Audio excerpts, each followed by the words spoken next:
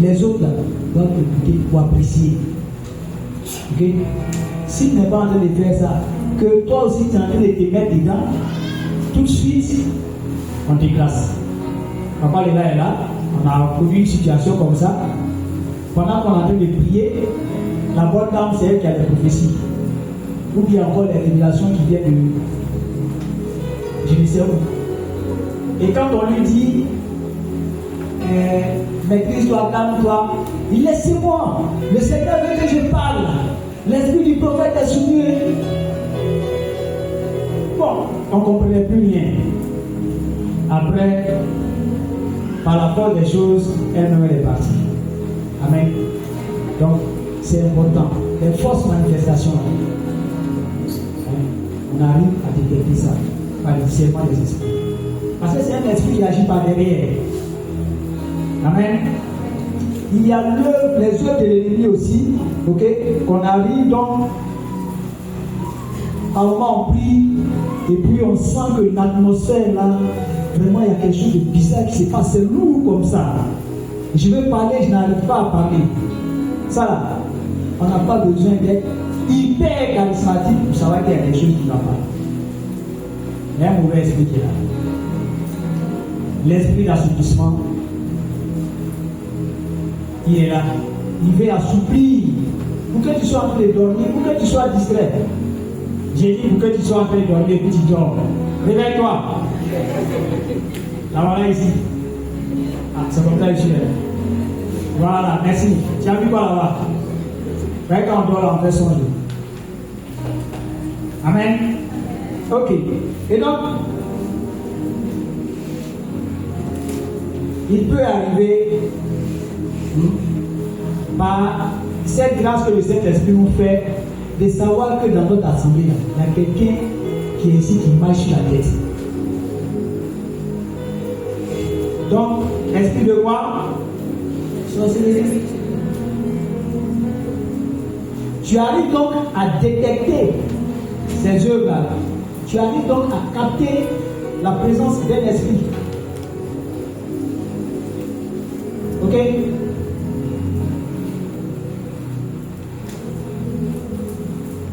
Et ça, je vous pose un peu, ça c'est de vous à moi. Allez pas dire à quelqu'un. Hein? En 2006, je suis entré dans une société, je vais dire, et dès que je suis entré, il y a un signe qui s'est présenté à moi. Je n'avais pas encore la connaissance de ce qu'on appelle les choses spirituelles en tant que telles. Donc j'ai commencé à prendre comprimé, jusqu'à ce que, des années après, je comprenne que c'était un signe de discernement de l'esprit de sorcellerie que le Seigneur nous donnait. Comme je n'avais pas encore, je veux dire, la connaissance, donc je ne faisais que prendre des comprimés. Mais depuis lors que j'ai su ça, dès que ça se signale net, moi aussi je dis, c'est chaud. Parce que toi, tu es venu pour faire mentir Jésus-Christ qui a donné sa vie à la croix pour nous. Et donc, moi aussi, je me saisis de sa vie qu'il a donnée à la croix pour te faire fléchir genoux. Parce que toi, tu dois dégager de la vie de ce dernier. Tant que tu ne l'as pas fait, je ne te laisse pas. Je suis comme ça. Amen. Et pendant que je parle, quand on parle de discernement des esprits, je vais te donner un passage dans la Bible, mais apparemment il faut que je parte, que ça se fasse ici. Amen. Et donc, c'est quoi? Les esprits, on appelle Marie de nuit.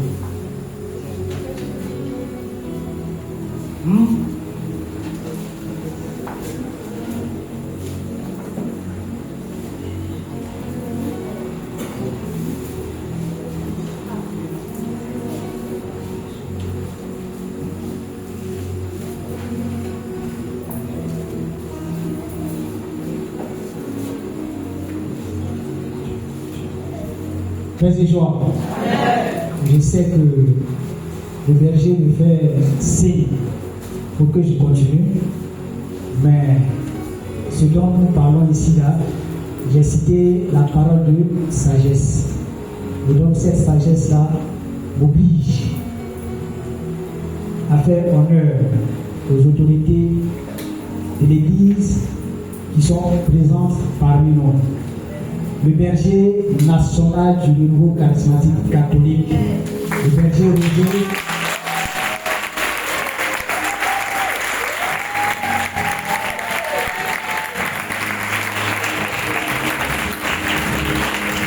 Faites des joies. Faites des joies. On a tout fait, on voulait s'asseoir derrière là-bas, on nous a poussé à venir ici. On ne voulait pas interrompre parce que c'était tellement intéressant. On voulait aussi nous nourrir spirituellement. Donc on est vous dire bonsoir et puis partager aussi ce temps avec vous. Donc il a déjà annoncé, moi vous me connaissez, il fait le cheminement, il a fait le fusion avec vous, berger Gilbert Kwame, du bureau diocésain, le berger Oboki Xavier, notre aîné aussi, qui a été au bureau diocésain, au bureau national. Donc c'est vraiment un grand frère, vraiment dans la foi, il nous aide beaucoup. Le berger national aussi, le berger Roger Ango. Donc vous avez vraiment la grâce de recevoir.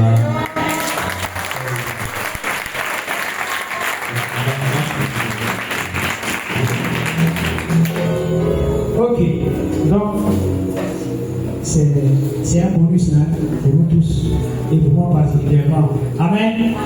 Et donc, j'étais en train de parler de ces. Je ne les aime pas.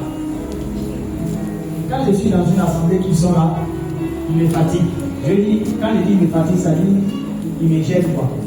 Voilà. Vous voyez, comme je l'ai dit, il y a quelque chose que je ne maîtrisais pas encore. C'est important, hein, connaître là, c'est important. Parce que si tu ne connais pas, tu vas te faire mal.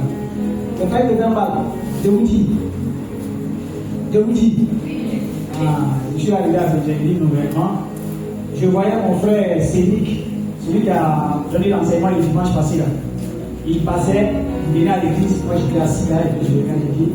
Mon frère là, il sait qu'ils sont là, moi je suis assis. Et puis, petit à petit, j'ai commencé à voir une jeune fille passer, elle passe, et puis elle passe. Elle passe, et puis elle passe. J'ai dit, bon, ok. C'est comme une attirance qui a commencé à naître. Et puis, je fais le pas. Mais pendant que je fais le pas, Dieu se saisit de moi et puis petit à petit je commence à venir à l'église. Je commence à reprendre parce que je priais avant au niveau à Yamsokro. Saint-Augustin à la cathédrale, Saint-Augustin de Yamsokro. Donc quand je suis arrivé ici, je voulais me mettre sur le côté. Mais il a commencé à me blesser. Et c'est là que j'ai compris que en réalité c'était un esprit de mari de nuit qui fatiguait la jeune fille. Et depuis lors, quand il fait ses signes pratiques, il dit c'est clair. Alors, je vais te décevoir un peu. Peut-être que je vais t'appeler, même si je ne connais pas tout. Mais la logique du fait que là où je suis arrêté, il y a qui se manifeste là. Discernement des esprits. Alors, une chose est sûre et certaine, c'est que il va dégager non seulement de la vie de la personne, mais par ce qu'on appelle effet collatéraux ou bien collatéral. Voilà. Qu'est-ce qui va se passer? Il y a des personnes qui seront contaminées. Amen. Je vais prier pour toi, ma soeur. C'est pas je dis je vais te décevoir parce que je suis devant moi. Amen. Amen. Pour que tu sois affranchi de cette puissance démoniaque qui ne confesse pas le nom de Dieu. C'est d'accord que je prie.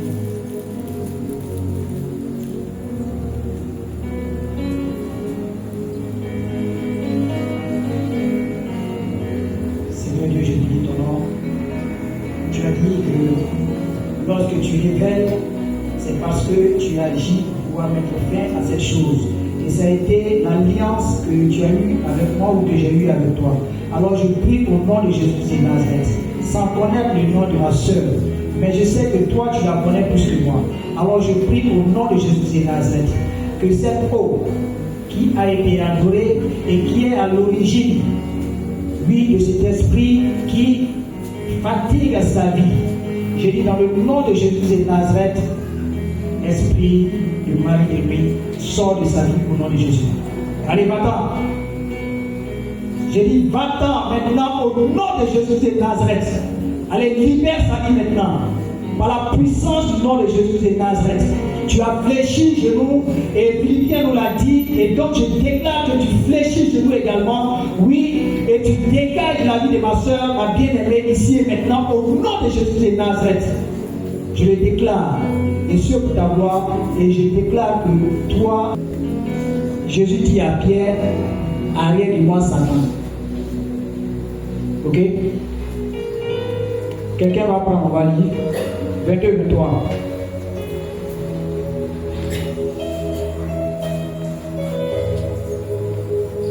Matthieu 16, versets 22 à 23.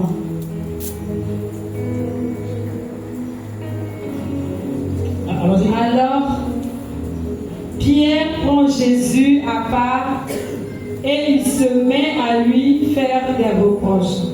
Il lui dit, Seigneur, que Dieu te protège. Non, cela ne t'arrivera pas. Mais Jésus se retourne et il dit à Pierre, va-t'en, passe derrière moi, Satan. Tu es en train de me tendre un piège. En effet, tu ne penses pas comme Dieu, mais comme les hommes. Parole du Seigneur notre Dieu. Tu ne penses pas comme Dieu, mais comme les hommes. Donc, ça peut venir de nous-mêmes. Amen. C'est important à savoir. Donc, si vous voulez, les sources, la source satanique, la source qui vient de Dieu, donc du Saint-Esprit, et puis la source qui vient de nous-mêmes. Amen. Amen. Mais, on parle de discernement des esprits. Il faudrait qu'on sache qu'il y a plusieurs types d'esprits. Ok? Hein? Dans la Bible, on va voir Belzébuth, on va voir Léviathan et tout ça, qui sont des noms d'esprits, ou encore de Satan. N'est-ce pas?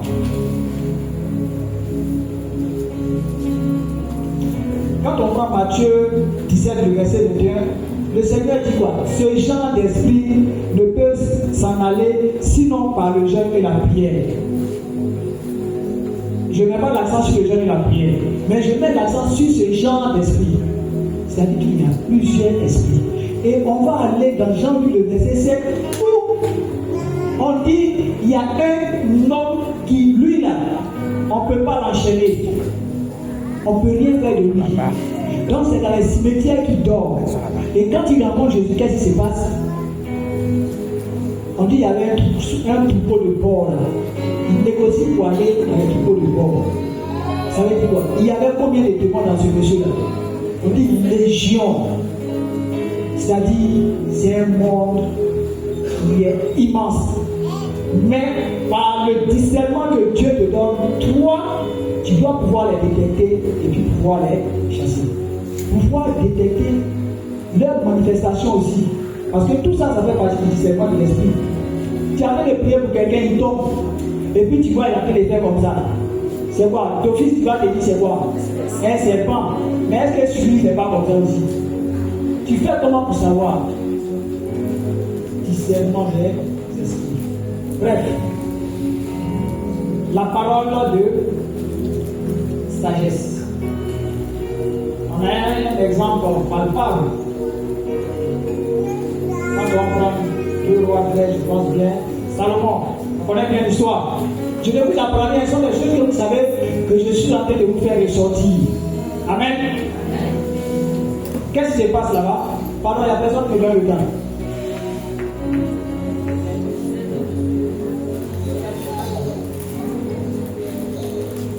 Donc,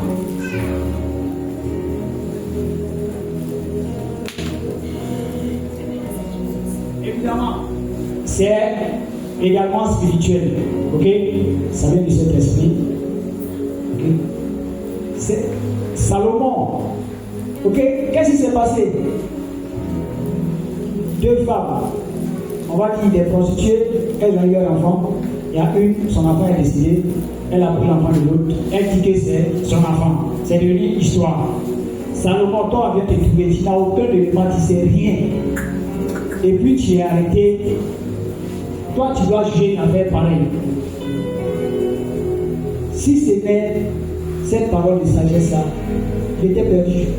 Mais quand il a dit, bon, ok, c'est pas grave, prenez l'enfant, coupez l'enfant en 2, celle dont c'est pas l'enfant là, qu'est-ce qu'elle a dit? On a coupé, l'autre a dit pardonnez, donnez-lui. C'est comme ça. Même le Seigneur Jésus, on doit payer un pot, mais on ne va pas payer un pot.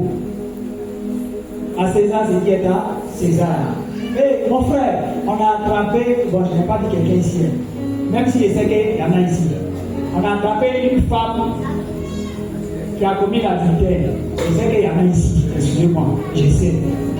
Voilà, je ne vais pas dire levez-vous, bien sûr que vous ne levez pas, quelque chose va vous arriver. Mais arrêtez, voilà, c'est tout. Qu'est-ce qu'il dit? On doit la lapider parce que c'est ce que la loi de Moïse dit. Bon, c'est vrai, lui-même il connaît la parole, il sait que la loi de Moïse a dit ça. Mais qu'est-ce qu'il fait? Il s'appelle, il commence à écrire. Les gens sont là, ils regardent. C'est quel jour tu vas te lever, on t'attend. C'est lui qui n'a jamais péché, qu'il soit le premier à lui jeter la pierre.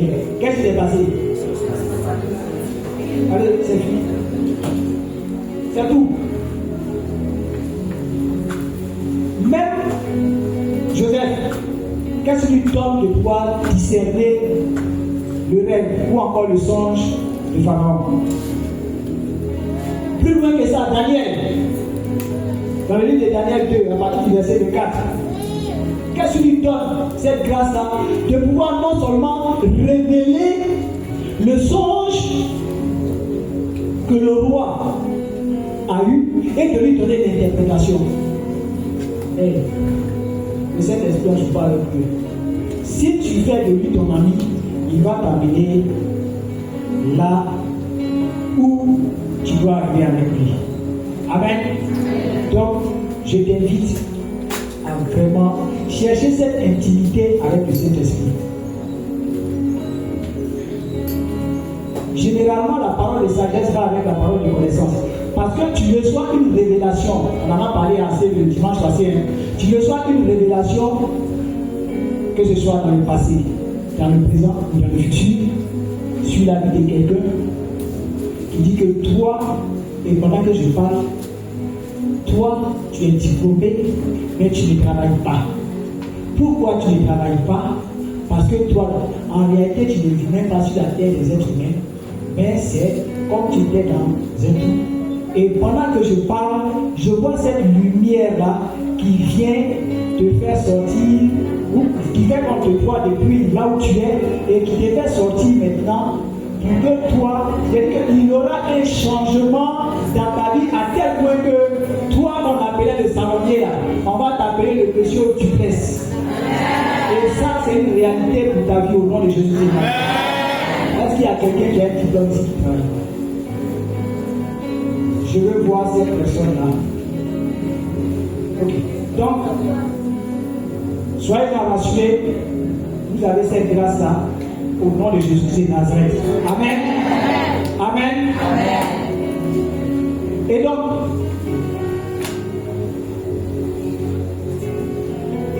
quand tu as ce genre de révélation là, les gens peuvent te prendre pour un magicien.